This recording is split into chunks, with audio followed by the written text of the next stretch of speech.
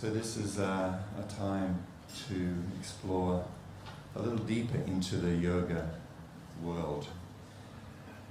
The yoga world is, it's reflected in different magazines and websites and in the media, not just in the West, but even, unfortunately, more so in other countries now as well, as being purely about physical exercises and things like that. But the yoga system is so much more. The asana side of yoga is actually basically a very preliminary aspect of yoga.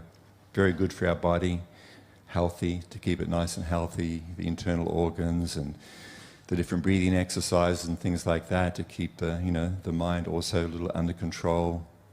But we're here to try to explore some deeper aspects of what the whole yoga system is all about.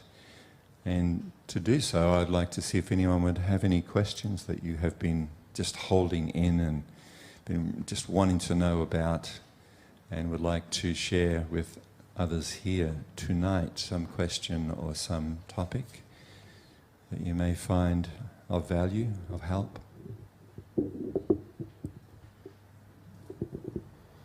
I'll close my eyes for 5 seconds, and then when I open them, I expect to see a whole bunch of arms up in the air, eager to find out more. 1, 2, 3, 4, 5.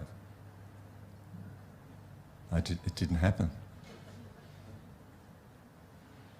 Yeah.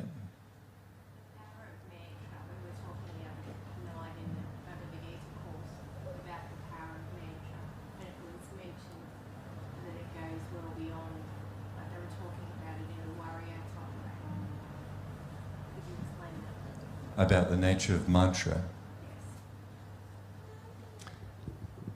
Yes, well, as we have experienced, picked up on, tonight is all about mantra, right? So, what was being referred to is a friend of ours, Mahabhagavat Das, has been running a 5-part Bhagavad Gita course, Bhagavad Gita, the essence of yoga wisdom.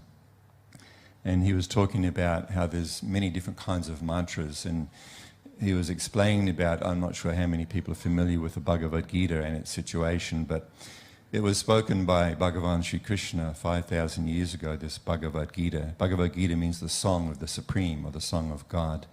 So Krishna, it's various reasons why this all happened, but Arjuna is a great warrior, a righteous prince, and he is defending the innocent in society, and there's this battle about to take place. And Arjuna asks Krishna, who is actually driving the chariot that Arjuna is on, to pull between the two armies. And this is where the Bhagavad Gita, the essence of all spiritual wisdom, was spoken by Krishna with questions from Arjuna. And it also came up about the nature of mantra. So in this context, Mahabhagavat Das, I remember, was talking about Arjuna was not a weakling, although he basically had a nervous breakdown. He didn't know, he was confused about his duty in life and what to do and what not to do. And it was just brought up basically that Arjuna had many kind of weapons. He had this amazing bow, Gandiva bow, and all these different types of arrows, and not just bows and arrows and spears, but in the Vedic culture there was also subtle weapons, some called Brahmastra, which is weapons which are invoked through sound, mantra. Basically, the Brahmastra is a version of a nuclear weapon. With a Brahmastra weapon in the Vedic text, the culture, these certain weapons used in battle could be invoked through various mantras to make these weapons happen. So that's what he was talking about in that context. But there are also various mantras which you can use in medicine. Certain mantras to chant will help people overcome certain diseases and things like that. I know in Ayurvedic medicine, if done traditionally, there are certain mantras to chant when you're making up an Ayurvedic preparation. So it's not just this herb, that herb, this bit of thing to extract it, and you kind of grind it. There's also certain rituals and mantras to chant to make it so that this preparation will be more effective and things like that. So not all mantras are spiritual.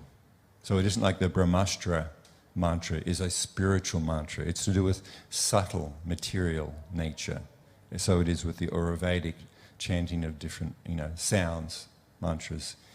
There's been various studies done over the years, even more so, whether you buy into that book and the movie The Secret, right? Don't you all remember that thing? And, where, if you sound vibrations, when it's done over water, it will form certain kind of patterns, right? Like mandala type kind of shape. So just showing that, how powerful, sound is. I remember also reading about, there was some test done, I forget anyway. It's where people were chanting Vedic mantras, which have a certain rhythm and, they're to be chanted in a certain kind of way. And there was some kind of apparatus that they rigged up that kind of showed the impact of the chanting of Vedic mantras on various kinds of materials and just how perfect those sound vibrations are through, how they manifest in different kinds of material. I don't mean like cloth, I mean materials, things, sand and water and oil and things like that. So there are also mantras where you can have people fall in love with you. If there's a particular person that you're interested in, and there are certain mantras you can chant that somehow or other will make it so that they become interested in you. We don't give you those mantras for free. If you want those ones, they're quite expensive, actually. Very, very effective. I mean, look how well it worked for me. All kind of things. There's mantras to help bring people out of comas. There's mantras to overcome the effects of poisonous snake bite. All kind of sound vibrations. Sound is very, very powerful. Sound vibration can move a whole nation by the power of sound. Either, someone like Herr Hitler, right? That's sound. He didn't get out there and get the whole nation in a headlock and force them to do things physically by pounding them, right? It was through the power of sound that he was able to influence a whole nation. This is how powerful sound can be. So even though there are all these, I remember when I was a kid there was a saying, sticks and stones will break your bones, but names will never hurt you. Anyone, they still do that? Oh, it's probably banned now, isn't it? Probably not allowed to say that one anymore. But it's kind of true and it's kind of not true. It's kind of true in the sense that, if someone has a deeper inner spiritual world, if they have an inner life, whatever people say, they say you're a bad person, you're this, you're that, it actually is like water off a duck's back. Doesn't sink in, right? Like a duck's feathers are kind of oily, kind of glossy. And if you pour water on them, it doesn't soak in like a sponge. So, if a person has spiritual practices and they are experiencing this joy within, this happiness within, then there is nothing external that can change that, whatever people may think of them. People may think, oh, you're not very spiritual, you're not very advanced, you're ugly, you're fat, you're skinny, you're this, you're that, right? You're a bad person, whatever. That's water off a duck's back, because the person knows, I am not my physical body, and they are already aware, yes, I'm imperfect. There's nothing you can say about me that I don't already know, so therefore you cannot hurt me.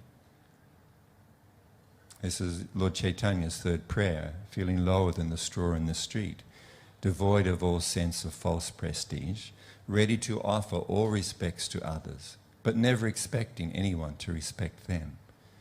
And as Chaitanya Mahaprabhu then goes on to say, in this consciousness, a person can actually dive deep into the holy name of the Supreme and find that treasure that they're looking for.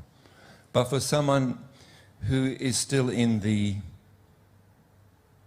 illusion that they are their material body, and that the shape of their body, the age of their body, all kind of things, their reputation in society can actually hurt someone very deeply, and it can make people suicidal, right? People who are bullied, not just on, in person, but online, who are actually being bullied by bullies. Then this can affect them so greatly that actually they feel life is not worth living. So when I say this saying, sticks and stones can break my bones, but names will never hurt me, is not true in general, because most people are not perhaps at that point in their life where they have this inner life, where they are completely secure in their life. So therefore, sound vibration can even drive a person to wanting to end what they think is their life, to kill this body. So sound is the most powerful thing. I remember there was even decades ago now, there was this, what's his name, Escobar, this drug runner. He had his compound and stuff, and the authorities were, had been trying to capture him for a long time.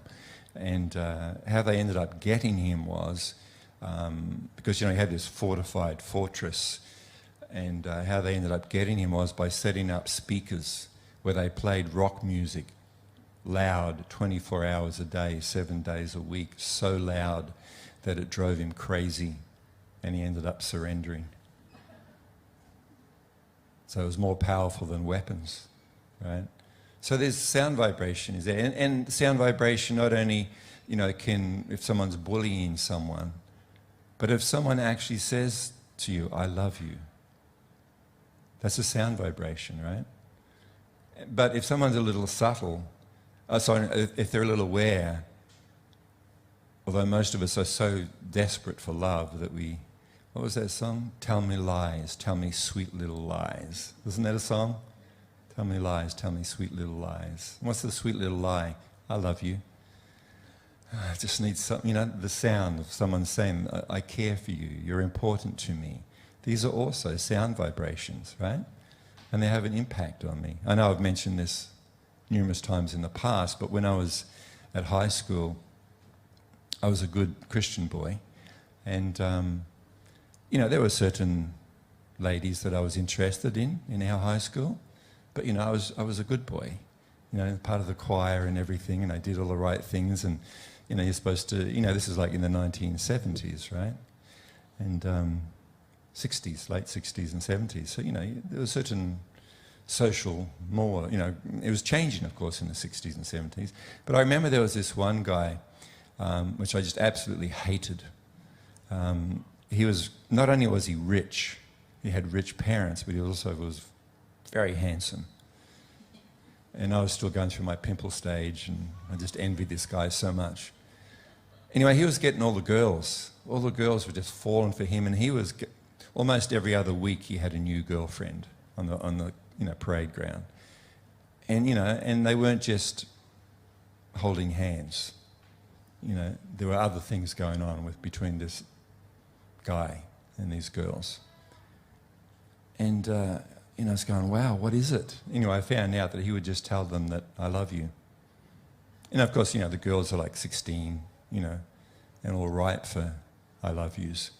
And that's how he got to enjoy his teenage years, so-called.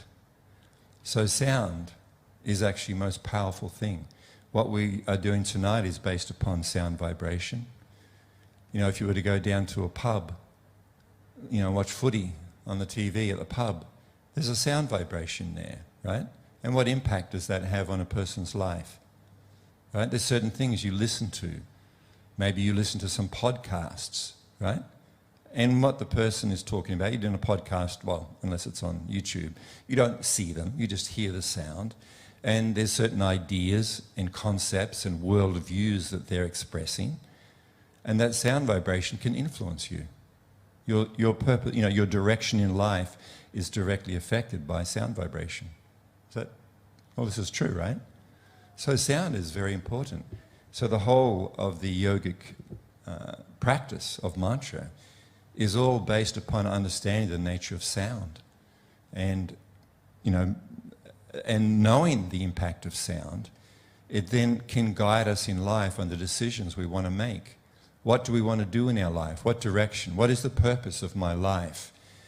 And according to my purpose in life, then I should, like if someone's holding a seminar on how to buy real estate and be, if you're interested in making a lot of money, then there's different kind of seminars out there, investing in real estate, crypto, this, that. There's all these different kind of things that, you can make money on, right?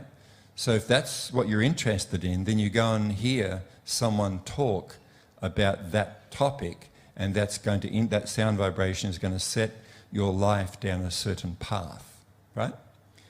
So, at events like this, we're trying to speak about what is in our real self-interest. Once we understand the nature of self, who I am, aham brahmasmi, I am spirit, I am not this temporary body, or mind, or desires, or feelings, or thoughts that are there in the mind.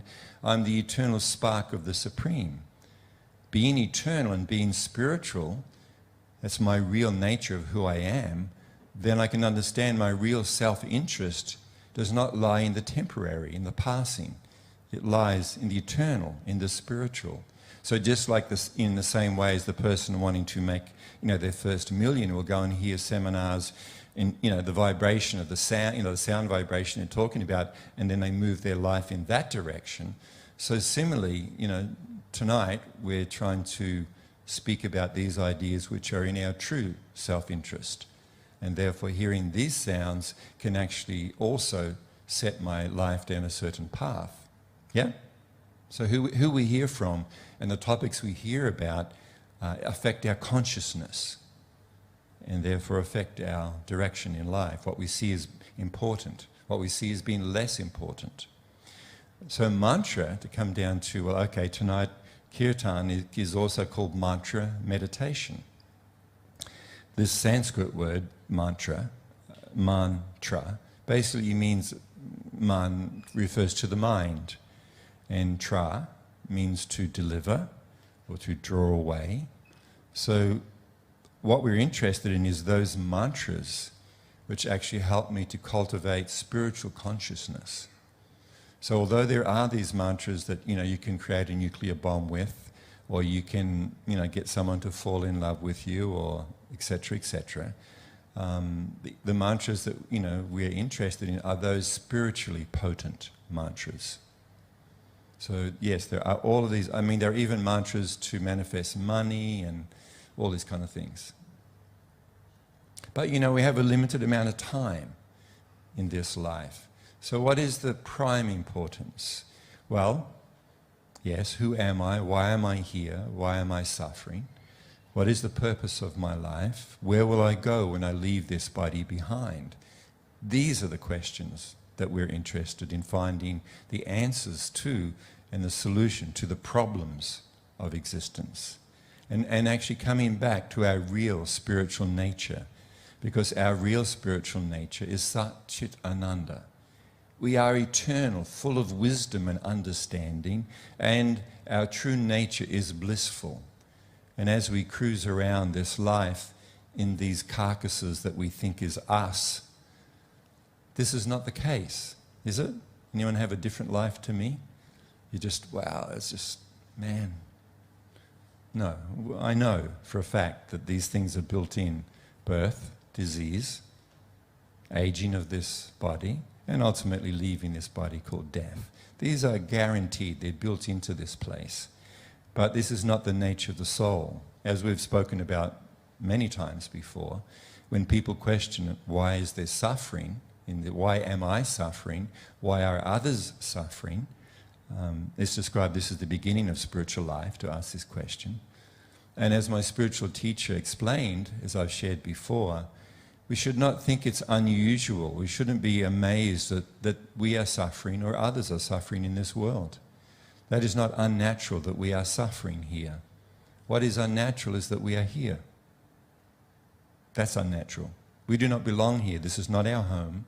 This is not a paradise created by the Supreme for us, his children, to enjoy. This is crazy. This is nuts if we think. He did a really bad job I mean, like really, really, really bad. You know, if he was an employee in my company, I'd sack him straight away. He did say, if I gave him the task, make this world a beautiful place. Make it a place of joy, of happiness, of harmony, of bliss, of loving and caring relationships. And it's never too hot and it's never too cold, etc. And everybody's nice and, well, fail. Because the reality is that is not what this place is about. I don't want to talk on too long because I don't want to interfere with our kirtan, which is the most important thing. And again, maybe you've not all heard this, but this home, this world, is not our home, is not the home of the soul. This is not where we come from. This is not where we belong. This is not where we will find joy, peace, happiness, love. This is actually a reform school, this world. You know, and I've explained numerous times before, when I was a young lad, as I was talking about before, I ended up in a place called Boys Town. Boys Town was a town, very small town. It only had 6 houses in it, and a chapel, a church. And that's where boys were brought who were not living in harmony with others in society. They were doing certain things. So they ended up in this place where they were meant, it was not meant to be a place of punishment, but it was a place where one's freedom was restricted. One's natural freedom could not be expressed there. You had to do certain things, there were certain rules, you know, it wasn't fun. Very rarely was it fun there. But the idea was that we could learn and then to be able to move into society and be free. That was the goal. Now, not every single person ended up saintly like me. You know, many of the people who were at that place pursued a different career. So this world is not a place of joy, of happiness. It is an erroneous idea. We are spirit soul. We are part of the Supreme Soul. We have an eternal union, a kinship of love with that Supreme Soul, the original cause, the source of everyone and everything. We are meant to go back home. So, just as there are various mantras that can achieve certain things on the subtle realm of this world, there are certain mantras which can transport us from this world to a different world. And as Christ so beautifully put it, that kingdom of God is within. So how do we access that place, that home within? Through the magic carpet of transcendental sound, mantra, that which delivers the mind from the temporary, the mundane, the worries and problems, and actually transports the chanter, the listener, to a place of joy, a place of bliss, back home to their natural spiritual consciousness and condition. So the mantras that we're chanting here, these are names of the Supreme. These are names of God. That's what they are. The Vedic conclusion is that there is only one original cause of all causes.